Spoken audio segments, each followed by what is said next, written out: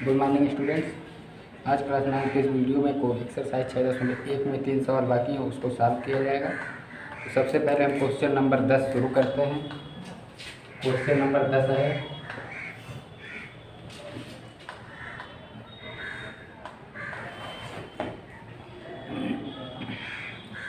इसमें यह आकृति है।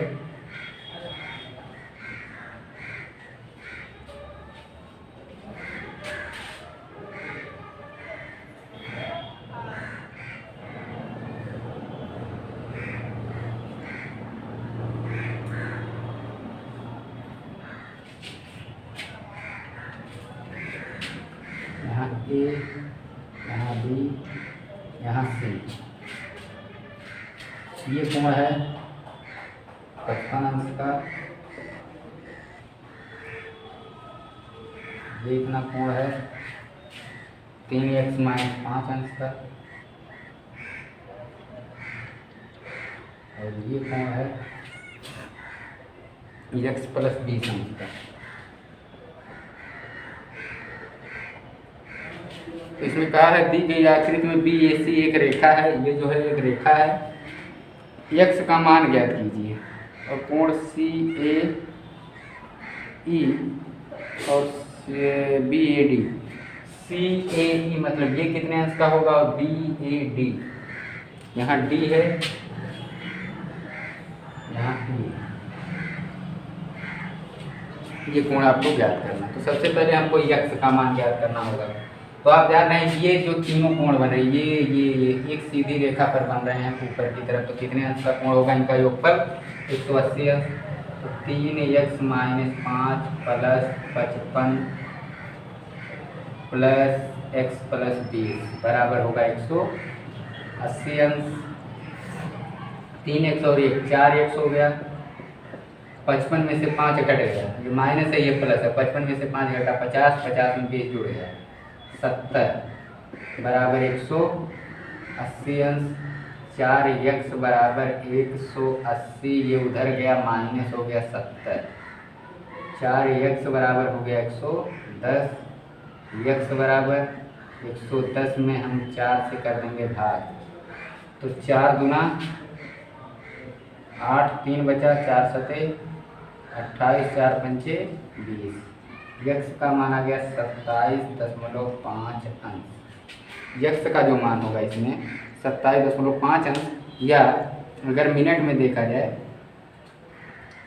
तो 60 मिनट बराबर होता है 1 अंश। तो इसको हम ऐसे लिख सकते हैं x बराबर 27 अंश 30 मिनट। ये आधा अंश, 0.5 माने आधा अंश। आधा अंश को अगर हम मिनट में बदलें तो होता है 1 अंश बराबर होता है कितने के 60 मिनट के। 1 अंश बराबर होता है 60 मिनट के। तो अब हमको आधा करना है यानी 0.5 का। तो 0.5 का आधा, 1 का आधा 0.5 हुआ, तो 60 का आधा कितना हो जाएगा 30 मिनट। 0.5 अंश बराबर होता है 30 मिनट। 1 अंश बराबर 60 मिनट, तो 0.5 अंश बराबर 30 मिनट हो गया। तो यानी 0.5 अंश था तो 27 अंश, और ये कई मिनट हो गया 30 मिनट। x का मान ये हो गया हमारे। अब हमको ज्ञात करना है, इसी में पूछा है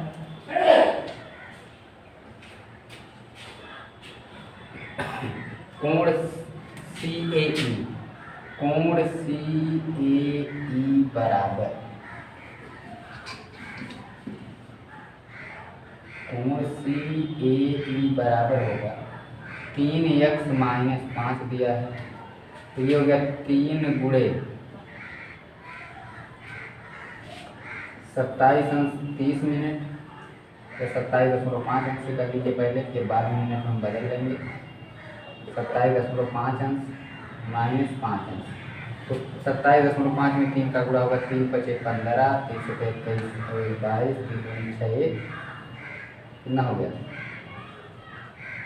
7 माइनस, यहाँ पे 1 अंक के बाद दशमलव लगेगा, -0.5।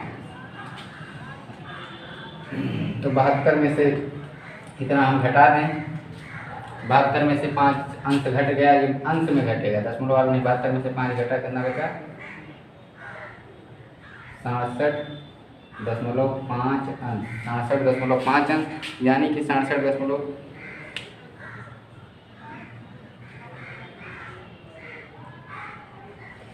3x - 5 अंश है। सी ए ई हो गया 3x.5, x का मान 27.5 अंश, सॉरी ये 27 ये होगा 82.5, तो 82 में से घट गया 77.5 अंश। 77.5 अंश यानी कि कितना मिनट हो गया? 77 अंश 30 मिनट, 0.5 अंश बराबर होता है 30 मिनट। ठीक है, इसमें इसका गुणा हुआ इतना है, ये 5 अंश घटेगा, 82 में से 5 घटा 77.5 अंश, 77 अंश 30 मिनट, ये हो गया। अभी पूछा है आपका BAD, तो हम निकालेंगे BAD का मान।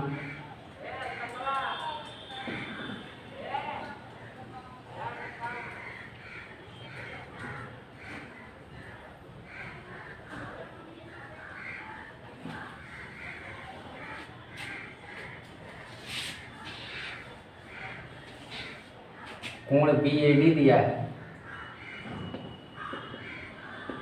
x + 20 अंश, x का मान आया था 27.5 अंश प्लस 20 अंश, अंश को अंश में जोड़ दीजिए, 27 में 20 जुड़ गया 47.5 अंश। दशमलव को अगर हमको अंश को मिनट में बदलना है तो 47 अंश और कितना मिनट? 30 मिनट। BAD का मान होगा 47 अंश 30 मिनट। तो ये क्वेश्चन आपका हो गया। अगला क्वेश्चन है क्वेश्चन नंबर 11।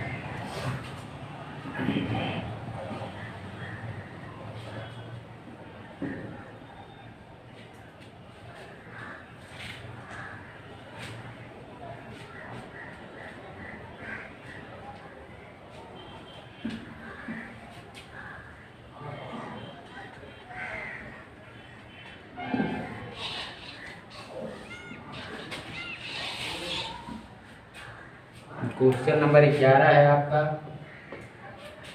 इसमें जो आकृति बनी है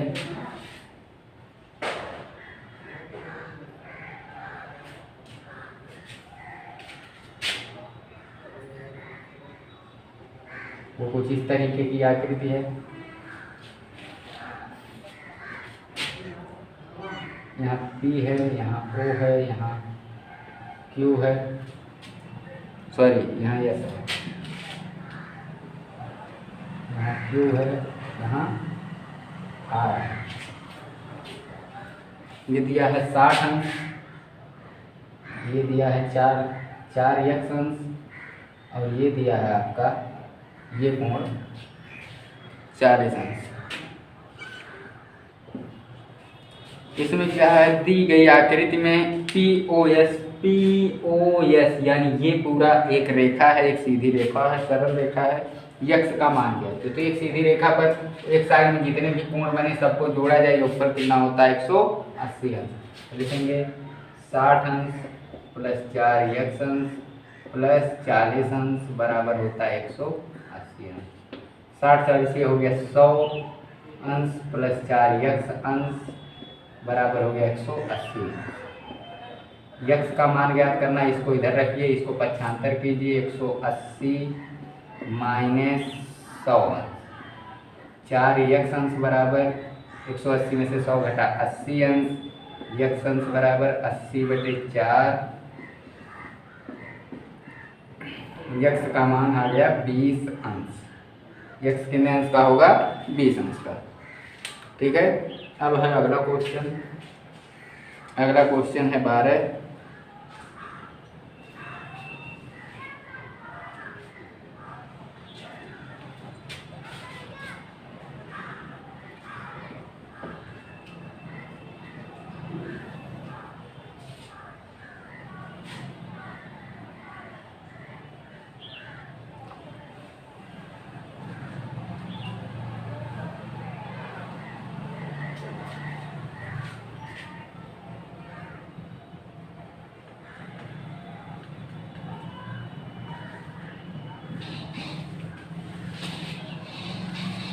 क्वेश्चन नंबर 12 है आपका।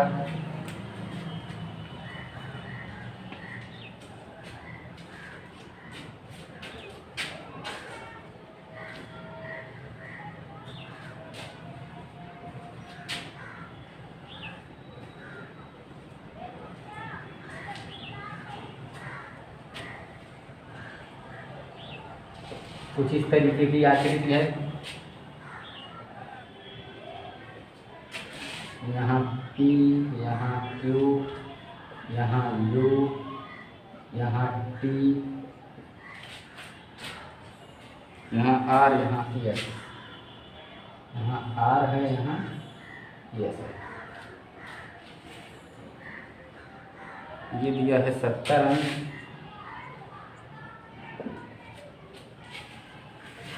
उसके ऊपर 80 अंश, ये दिया है A अंश, ये दिया है B अंश, ये दिया है C अंश और ये दिया है D अंश। इसमें कहा है कि ABCD 3 समरेखी रेखाएं हैं। समरेखी का मतलब एक ही बिंदु O पर प्रच्छेद करती हैं। A, B, C और D के मान ज्ञात कीजिए। तो ध्यान दीजिए, A, B, C और D का मान। सबसे पहले यहाँ पे आपको जानना होगा कौन कौन सम्मुख कोण है, शीर्षाभिमुख है। देखिए B के सम्मुख कोण 70 अंश और B ये शीर्षाभिमुख है। A और D शीर्षाभिमुख है, 80 और C शीर्षाभिमुख है। तो हमारा B का मान 70 ही होगा। आप जानते हैं शीर्षाभिमुख या सम्मुख कोण क्या होते हैं, बराबर होते हैं। तो B बराबर कोण B अंश बराबर हो गया 70 अंश, क्योंकि शीर्षाभिमुख है।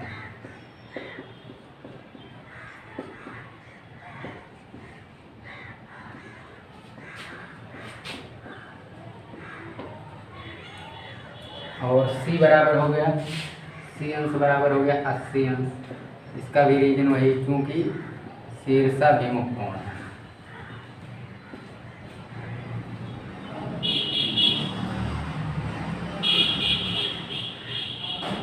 अब बचा आपका A और B, जितना A होगा उतने D होगा। ठीक है, तो हम देखिए अगर ये रेखा में RS रेखा, RS, तो ये तीनों कोण मिला के एक ही साइड की इस रेखा पर एक ही तरफ बनेंगे कोण। तो A प्लस 80 प्लस 70 मिला के कितने अंश का, A प्लस 80 प्लस 70 बराबर होगा 180 अंश का। ये 80 और 70 हो गया 150 बराबर 180 अंश। A बराबर 180 माइनस 150, A बराबर आपका हो गया 30 अंश। तो जितना ही A होगा उतने ही D होगा। क्योंकि दोनों शीर्षाभिमुख कोण हैं। कोण D बराबर A, चूंकि शीर्षाभिमुख कोण है या सम्मुख कोण है, जैसा आप लिखिए।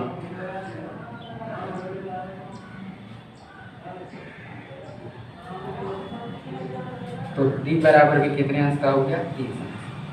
A 30, D 30, B 70, C 80, ये आपका हो गया कोण। तो इस तरीके से हम कोण ज्ञात करेंगे। तो ये एक्सरसाइज आपका खत्म हुआ। अब है अगली एक्सरसाइज, उसके बारे में समझना होगा। तो एक्सरसाइज 6.2,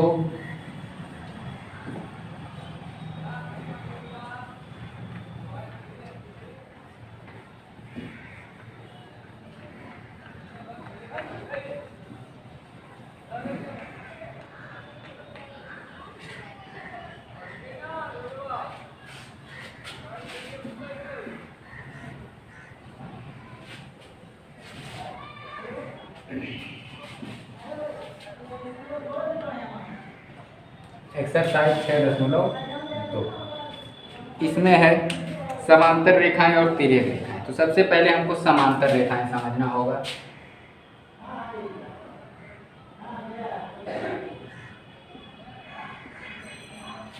देखिए समांतर रेखाएं, यदि दो रेखाओं के मध्य की दूरी, दो रेखाएं हैं, ये एक रेखा, ये एक रेखा, ये इन दो रेखाओं के बीच की दूरी सदैव समान हो यानी इनके बीच की दूरी हर जगह बराबर हो। ठीक, उन्हें किसी भी दिशा में आगे बढ़ाने पर वह एक दूसरे को कहीं काटे ना। अगर इनके बीच की दूरी हर जगह समान है तो आगे बढ़ाते जाइए, ये कहीं मिलेंगे नहीं। जैसे आपने रेलवे लाइन की पटरी देखी है, उनके बीच की दूरी हर जगह समान रहती है, वो कहीं घटती बढ़ती नहीं है। चाहे मोड़ हो चाहे जो हो, उनके बीच की दूरी आप कभी जाके नाप लीजिए, हमेशा हर जगह पे बराबर मिलेगी। ठीक, तो वे दोनों रेखाएं क्या होती हैं, दोनों पटरियां समांतर होती हैं। अब ये जरूरी नहीं है कि दोनों रेखाएं एक समान लंबाई की हो, लंबाई की बात नहीं हो रही यहाँ पे, इनके बीच की दूरी की बात हो रही है। एक रेखा इतनी बड़ी है, एक रेखा इतनी ही छोटी है, अगर इन दोनों के बीच की दूरी यहाँ तक बराबर आ रही है, ये दूरी इनके बीच की ये दूरी अगर बराबर है हर जगह, ये दोनों भी समांतर होंगी। एक रेखा कितनी ही बड़ी क्यों ना हो, दूसरी कितनी ही छोटी क्यों ना हो, उनके बीच की दूरी अगर समान है हर जगह पे, तो क्या कहेंगे हम, वो दोनों रेखाएं क्या हैं, समांतर। ठीक, एक तो ये हो गया। अब है तिर्यक रेखाएं।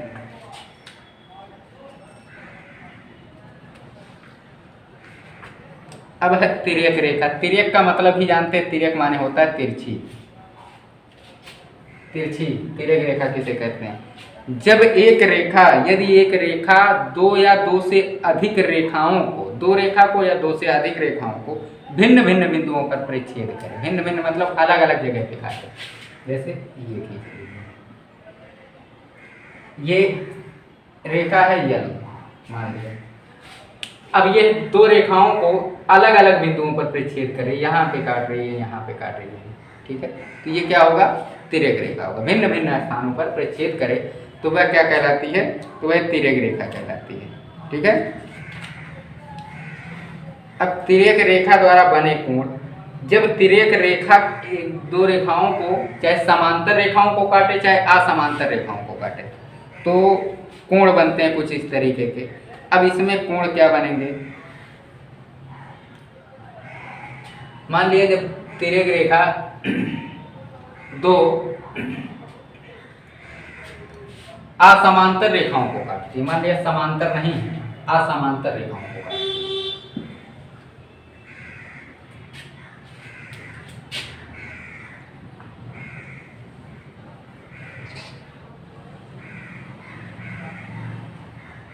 अब ये दोनों रेखाएं तो समांतर हो नहीं सकती, क्यों, क्योंकि इनके बीच की दूरी इधर घटती जा रही है, इधर बढ़ती जा रही है। ठीक, अब इनको मान लिया कि तिर्यक रेखा है, इनको ये काट रही है, ठीक है। तो यहाँ पे बहुत से कोण बनते हैं।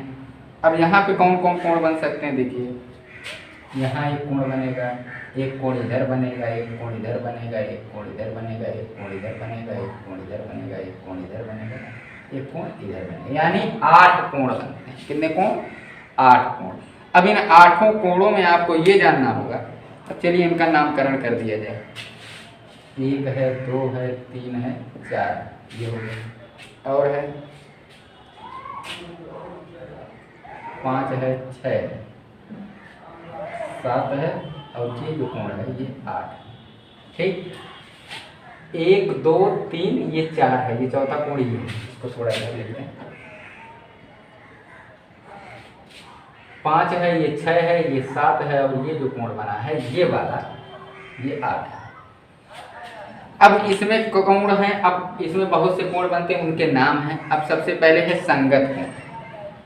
संगत कोण क्या होते हैं, किसे कहते हैं, ध्यान से समझिए, आपकी किताब में दिया भी है। तिर्यक रेखा के एक ही ओर बने कोणों को संगत कोण कहते हैं। तिर्यक रेखा के एक ही ओर बने कोणों को संगत कोण कहते हैं, यदि वे या तो तिर्यक रेखा के ऊपर हों या नीचे हों, एक ही तरफ के बने कोण संगत कोण कहलाते हैं। अब इसमें ध्यान देना है, तिर्यक रेखा के एक ही तरफ तो ये भी बन रहा है, ये दो इस साइड में, अगर इस साइड में देखा जाए तो ये यानी 1 2 5 6 ये दोनों एक साइड में बन रहे हैं, इस साइड में 3 4 8 7 ये बन रहे हैं। अब यहाँ पे संगत कोण का जो वो बनेगा, देखिए इसमें संगत कोण कौन कौन होंगे,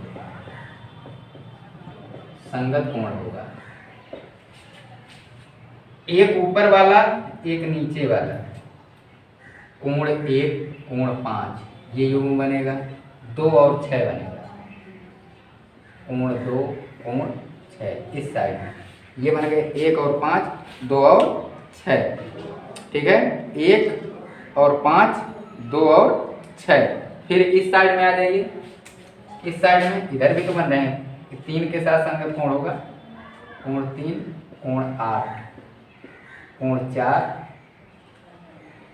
कोण 4, कोण 7। इसके संगत ये होगा, इसके संगत ये होगा, इसके संगत ये होगा, इसके संगत ये है संगत कोण। ठीक है, अब ये तो संगत कोण हुआ। अब है एकांतर अंतः कोण। एकांतर अंतः कोण, इसको ध्यान दीजिए कौन कौन बनेंगे। एकांतर अंतः कोण। एकांतर का मतलब होता है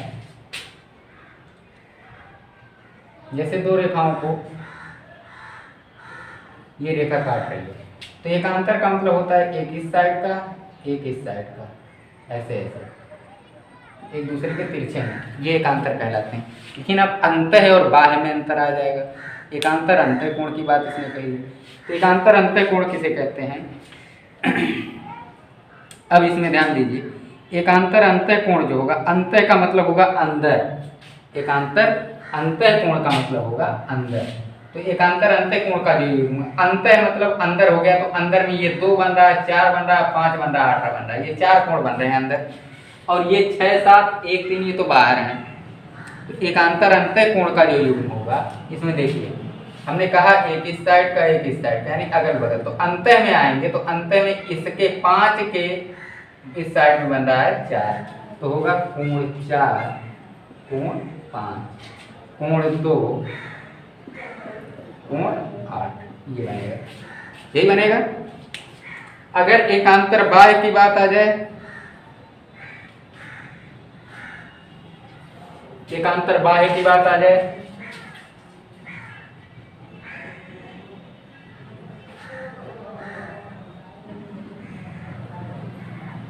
बाह्य मतलब होता है बाहर। अब बाहर कौन कौन बन रहे हैं? 6, 7, 1, 3, तो इसका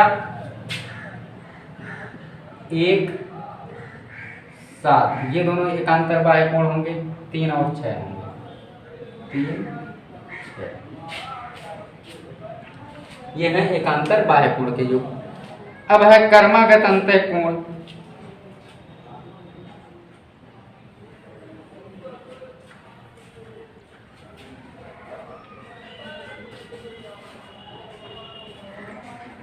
अब है बारी कर्मागत अंतः कोण। कर्मागत अंतः कोण तिर्यक रेखा की एक ही ओर बने कर्मागत अंतः कोण युग्म को अंतः कोण, कर्मागत अंतः कोण कहते हैं। अब कर्मागत अंतः कोण में देखिए, कर्मागत अंतः कोण, इसके लिए आपको ये ध्यान देना होगा कि ये इसका युग्म जो बनेगा, इसमें कर्मागत अंतः कोण में बनेगा एक ही साइड में जो कोण बन रहे हैं। कर्मागत अंतः कोण में अंतः का मतलब एक ही तरफ, तो उसमें कर्मागत अंतः कोण में बनेगा आपका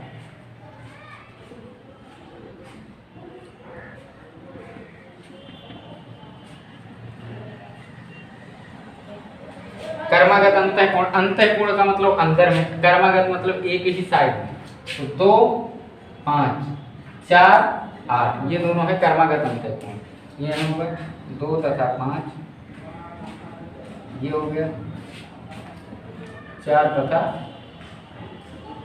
8, ये हो गया कर्मागत अंतः कोण।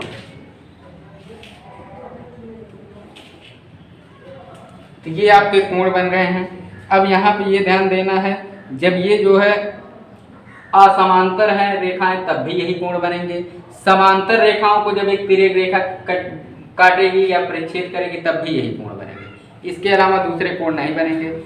अब ध्यान देना इसमें ये बात है कि कौन कौन से कोण किसके बराबर होते हैं। जब दो समांतर रेखाओं को तिर्यक रेखा काटेगी, ध्यान दीजिए, जब 2 समांतर रेखाओं को एक तिर्यक रेखा काटेगी तो उनके जो ये शीर्षाभिमुख कोण है आपस में बराबर होंगे। एकांतर अंतः कोण है आपस में बराबर होंगे, एकांतर बाह्य कोण है आपस में बराबर होंगे।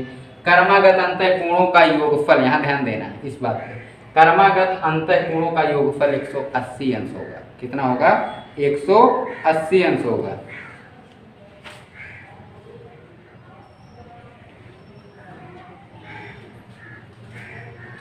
या कर्मगत अंतःकोण कहिए या एक ही तरफ के अंतःकोण इसको कहा जा सकता है, एक ही तरफ के अंतःकोण।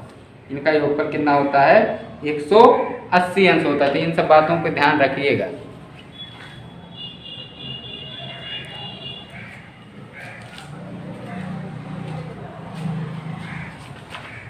तो इसी से संबंधित आपका चैप्टर है। तो आज के चैप्टर में हम सबसे पहले दिया है क्वेश्चन नंबर 6.2 का पहला सवाल है। इसमें कह रहा है सम्मुख आकृति में एक सवाल देख लीजिए आप।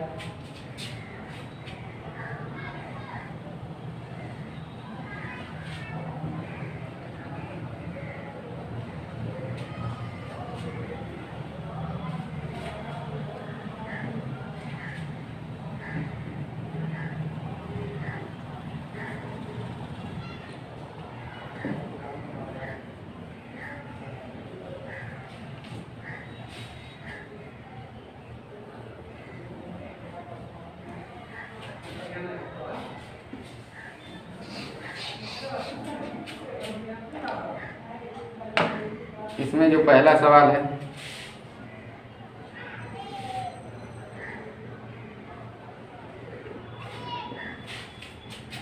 ये रेखा है यम, ये रेखा है यन, इनको एक तिर्यक रेखा परिच्छेद कर रही है।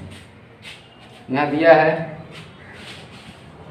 1 2 3 4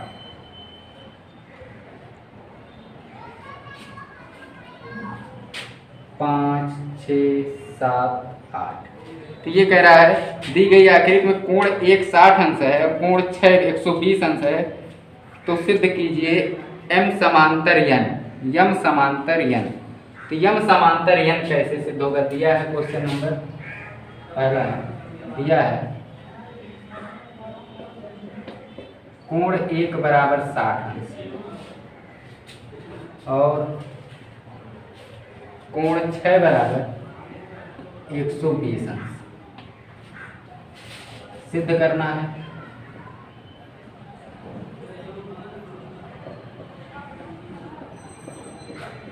यम समांतर यानी ये रेखा इसके समांतर है, ये सिद्ध करना। तो समांतर में हमने अभी क्या बताया कि समांतर में संगत कोण बराबर, तो जब दो रेखाएं समांतर हो उनको एक तिर्यक रेखा काटे तो उनके संगत कोण यानी ये और ये बराबर होंगे, ये और ये बराबर होंगे, ये और ये बराबर होंगे, ये और ये बराबर होंगे।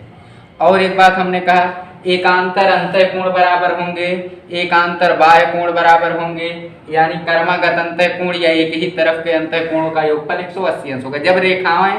जब दोनों रेखाएं समांतर होंगी तभी ये नियम होगा कि एकांतर अंतःकोण बराबर होंगे। अगर रेखाएं समांतर नहीं है, जिसपे हमने आकृति बना के इस तरीके से समझाया था ना, इस तरीके से हमने आपको समझाया था, तो यहाँ पे एकांतर अंतःकोण नहीं बराबर होंगे, संगत कोण बराबर नहीं होंगे, ये सब नहीं बराबर। जब रेखाएं समांतर होंगी तभी कोण ये बराबर होंगे।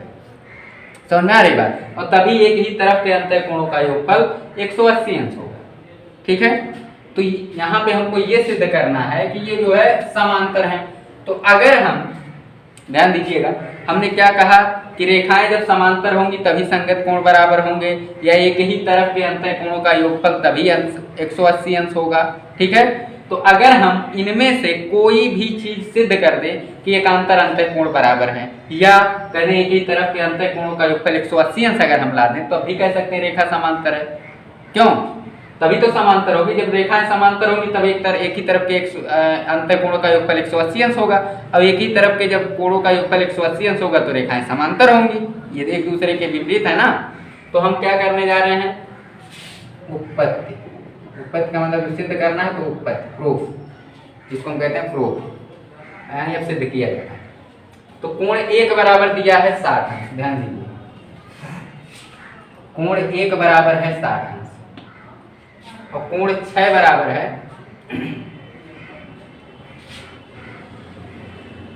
120। ध्यान दीजिए, यहाँ कोण 1 बराबर 60 अंश और कोण 6 बराबर 120 अंश।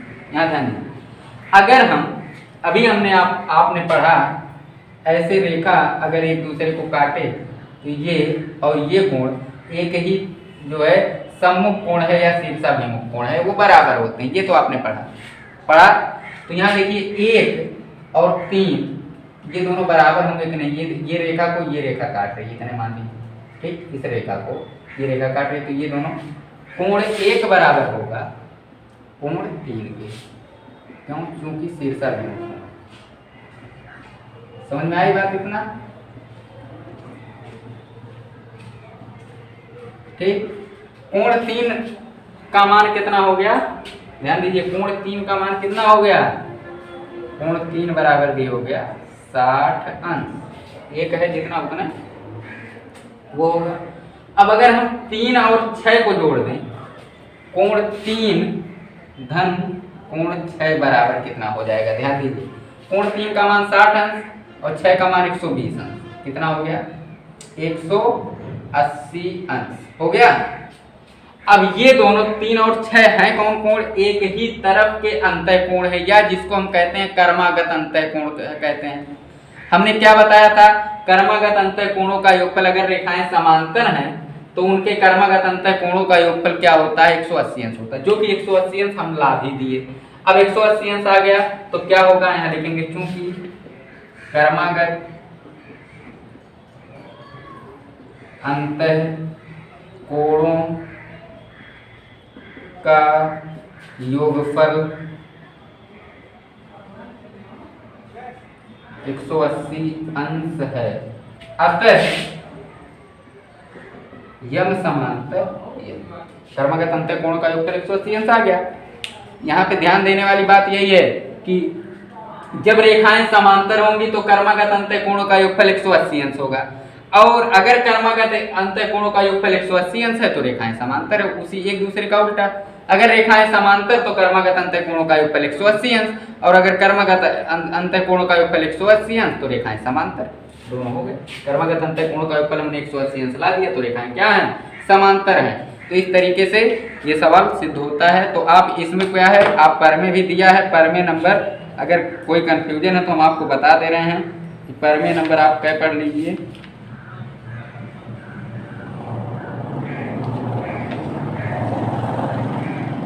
हाँ,